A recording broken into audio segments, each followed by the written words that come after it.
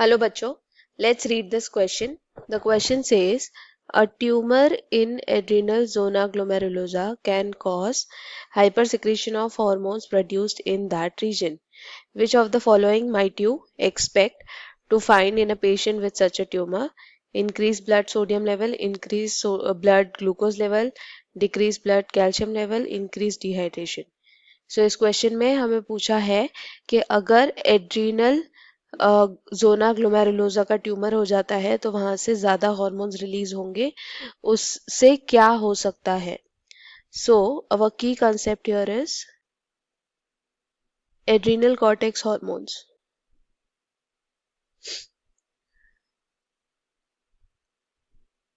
So let us try to understand कि adrenal cortex से कौन से hormones आते हैं. adrenal cortex जो hormones रिलीज करता है उसे कहते हैं corticoids. corticoids दो टाइप के होते हैं. एक होता है ग्लूकोकॉर्टिकॉइड और एक होता है मिनरेलोकॉर्टिकॉइड. ग्लूकोकॉर्टिकॉइड का एग्जाम्पल है कॉर्टिसोल. मिनरेलोकॉर्टिकॉइड का एग्जाम्पल है अल्डोस्टेरॉन. अब इनके फंक्शंस को समझते हैं. ग्लूकोकॉर्टिकॉइड से जो कॉर्टिसोल निकलता है उसका फंक्शन है to increase glucose level in the blood. और मिनरेलोकॉर्टिकॉइड से जो हार्मोन निकलता है उसका फंक्शन है सोडियम और वाटर का कॉन्सेंट्रेशन बढ़ाना in the blood by causing reabsorption and potassium and phosphate का concentration कम करना in the blood by excreting it through the urine. So ये इनके functions है.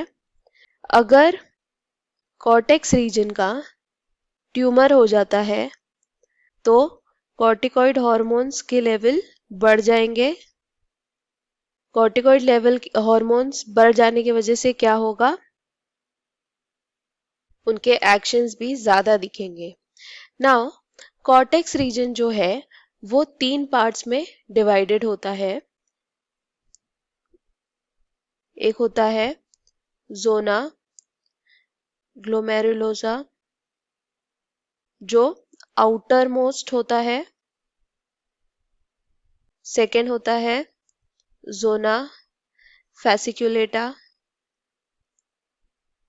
जो मिडिल पार्ट होता है.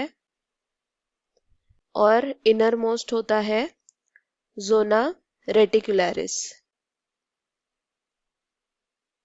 सो दैट इज इनर. ये तीनों रीजन्स जो हैं वो डिफरेंट हार्मोन्स रिलीज करते हैं.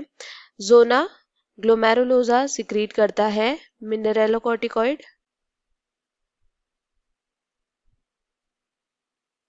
जोना फैसिकुलेटा करता है ग्लूकोकॉर्टिकॉइड.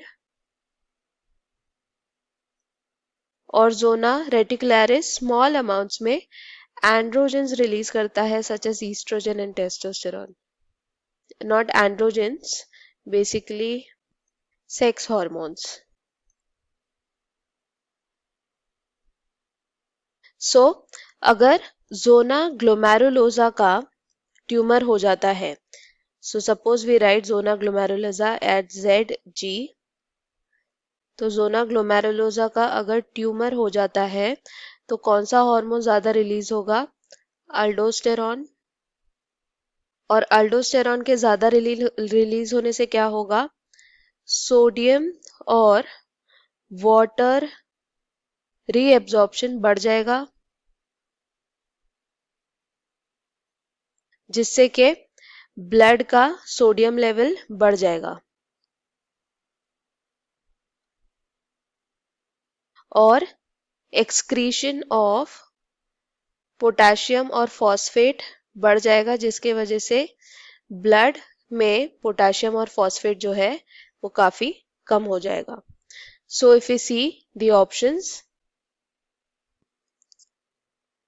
तो पहला ऑप्शन है इंक्रीज ब्लड सोडियम लेवल जो सही है. इंक्रीज ब्लड ग्लूकोज लेवल तब होगा जब ट्यूमर ऑफ जोना फैसिकुलेटा होगा। Decreased blood calcium level is not related to adrenal cortex. Increased dehydration तब होगा जब एल्डोस्टेरॉन का सिक्रीशन कम होगा, रिड्यूस्ड होगा, तो वाटर लॉस ज्यादा हो जाएगा. So our final answer is option 1, that is increased blood sodium level. So I hope you understood it well. Best of luck. Thank you.